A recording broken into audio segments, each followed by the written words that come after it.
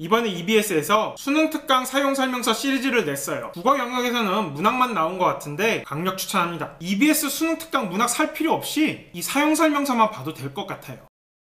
네, 오늘은 EBS 관련 질문을 총정리해보려고 합니다. 첫 번째, EBS 연계교재는 무엇인가요? 2019년 기준 총 4권이고 수능 특강, 화작문법, 문학, 독서, 그리고 여름에 나올 수능 완성 이렇게 총 4권이에요. 고1, 2도 EBS 연계교재 봐야 되나요? 그럴 필요 없어요. 연계교재는 거의 매년 엄청 다 개정되기 때문에 현재 고1, 2는 자기가 고3이 되었을 때 나오는 수능 특강, 수능 완성을 보면 됩니다. 참고로 2022 수능부터는 연계율이 현행 70%에서 50%로 낮아진다고 하니까 어떻게 변할지는 그해 6월 모의평가를 봐야 윤곽이 좀 나올 것 같습니다. EBS 문제가 수능에 그대로 나오나요? 아니에요. 그대로 나오면 연계교재가 아니라 그냥 적중교재죠. 혹은 문제은행이라고 부르거나. EBS가 수능에 연계되는 방식은 영역별로 좀 달라요. 화법, 작문, 문법은 유형이 연계되는 거라서 뭐 그냥 기출문제집 풀고 EBS 사실 시간이 없으면 안 풀어도 큰 상관없어요. 물론 기출문제 충분히 풀고 연습용으로 뭔가 풀겠다면 EBS가 괜찮죠. 문학은 작품이 연계되는데 현대시, 고전시가의 경우 꼼꼼하게 공부해두면 시험장에서 마음의 평안을 얻을 수 있어요. 주의할 점은 2가지. 첫째, 본문에 있던 문학작품이 아니라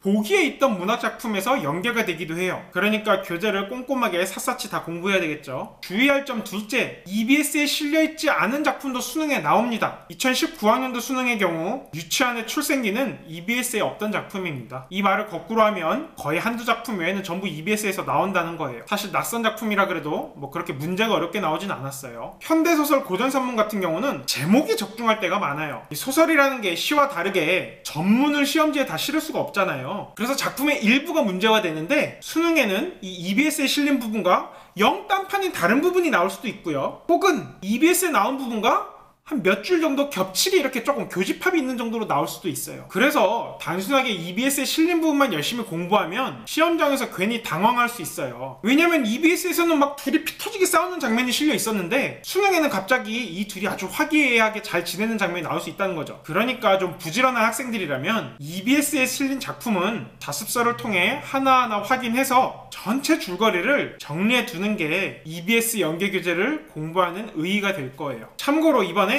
EBS에서 수능 특강 사용 설명서라는 시리즈가 나왔어요. 하도 EBS 연계교재를 활용한 사교육이 넘쳐나다 보니까 이런 사교육까지 죽여버리겠다는 의도로 낸 거 아닌가 하는 책으로 보입니다. 물론 강의도 있고요. EBS 수능 특강 문학에 실린 작품들을 자습서처럼 아주 꼼꼼하게 분석을 해놓은 책입니다. 어떤 학원 선생님이 이 책을 보시더니 도대체 뭘 먹고 살라는 거냐 불평을 하셨을 정도로 잘 만들었어요. 하여튼 작품 위주로 상세하게 잘 분석이 되어 있으니까 내가 진짜 시간이 없어갖고 EBS를 다 볼 시간이 없다. 문학편마저도 볼 시간이 없다. 그러면 아예 그냥 사용 설명서 문학만 좀 사서 틈날 때마다 계속 꼼꼼히 보는 것도 좋은 방법 같습니다. 끝으로 독서 영역. 제재가 겹치는 정도고 가끔 몇 줄 정도가 겹칠 때가 있긴 한데 그렇다 하더라도 우리가 시험장에서 이게 EBS 교재가 연계가 됐어 이렇게 체감하기는 좀 어려워요. 그래서 무슨 적중에 대해서 생각하기보다는 그냥 기출문제 많이 분석해서 실력을 쌓은 뒤에 연습용으로 푸는 정도 이렇게 활용하면 좋을 것 같아요. 참고로 한국교육과정평가원 원장님께서 2019학년도 31번처럼 초고난도 문제는 안 내도록 하겠지만 또 수험생들의 혼란을 방지하기 위해 이 난이도가 급변하지 않도록 예전과 비슷하게 낸다고 했거든요. 그 말인 즉슨 2020학년도 수능이 그렇게 막 쉬워지진 않을 거라는 거예요. 사실 요즘 수능이 계속 어렵긴 어려웠어요. 전체적으로. 그러니까 기본적으로 실력은 기출문제로 탄탄하게 쌓은 뒤에 EBS는 내 마음의 평안을 위한 정도 그렇게 생각하고 보세요. EBS 언제부터 풀어야 하나요? 실력만 충분히 쌓을 수 있다면 8월 이후에 몰아서 풀어도 전혀 늦지 않다고 생각을 합니다. 국어기술 1, 2까지 다 보고 기출문제집도 최소한 5개년 좀 욕심을 낼 수 있다면 한 12개년 정도 쭉